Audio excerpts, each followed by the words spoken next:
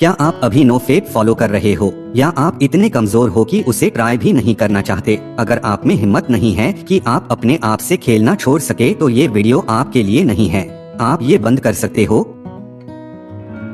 मेरे को पता है मेरे बहुत सारे भाई अभी नो फेप को फॉलो कर रहे होंगे और उन्हें मेरा दिल से सैल्यूट है। वो असली मैन है जो जानते हैं नो फेप से कितना बेनिफिट होता है।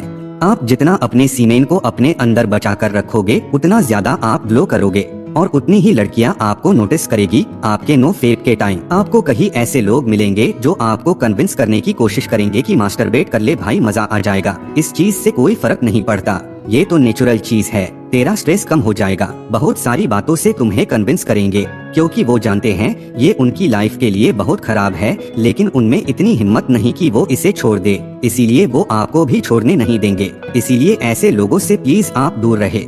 मैं जानता हूँ आप में से बहुत लोग नो फेप करते करते बीच में कभी कभी भटक जाते हो, अपोजिट डायरेक्शन में चले जाते हो। नो फेप को फॉलो करने के बजाय फिर से मास्टरबेशन के लूप में फंस जाते हो। लेकिन आप मेरी ये बात सुन लो, आप अकेले नहीं जिसके साथ ऐसा हुआ है। कोई भी बुरी आदत छोड़ने में बहुत टाइम लगता है। एकदम से आप सब कुछ बंद नहीं कर सकते, आदत को छोड़ने में टाइम लगेगा। और ऐसा कभी हो जाए आपको कि आपसे कंट्रोल नहीं हुआ और आपने मास्टरबेट कर लिया, तो खुद को कोसने की बजाय फिर से अपने आप को समझाइए और एक नए जोश के साथ फिर से नो फेप शुरू कीजिए। आप गलत मत समझना, मुझे पता है नो फेप की जर्नी आसान नहीं होती, आपको बहुत सारी परेशानियां होगी। हम आदमी लोगों के अंदर बहुत ज्यादा सेक्स डिजायर होती है जिसे रोक पाना बहुत मुश्किल है। लेकिन मैं आपको बताना चाहूँगा कि आपके सीमेन के अंदर बहुत सारी एनर्जी होती है और इस एनर्जी को सही तरीके से समझकर आप अपने लाइफ में जो चाहे वो अचीव कर सकते हो। सिर्फ स्मार्ट और होशियार लोग ही इस एनर्जी को स्मार्टली यूज करके इसका बेनिफिट लेते हैं। बाकी नॉर्मल लोग इस सेक्सुअल एनर्जी को पहचान ही नहीं पाते हैं, ना ही उसे यूज करना जानते हैं। इससे पहले कि हम ये जाने कि इस एनर्जी को कैसे यूज कर सकते हैं, मैं आपको ये बताना चाहूँगा नो फेप को फॉलो करने का ये मतलब नहीं है कि आप कभी सेक्स नहीं करेंगे। इसका क्लियर ये मतलब है कि आप सिर्फ 5 सेकंड के मजे और टाइम पास करने के लिए इस एनर्जी और आपके पोटेंशियल को वेस्ट ना करें। यही एक रीजन है जिसकी वजह से आप आलसी हो जाते हैं, आपका किसी काम में मन नहीं लगता, शरीर में एनर्जी नहीं बचती, खुद पर शर्म आती है, करने के बाद बहुत गिल्ट होता है।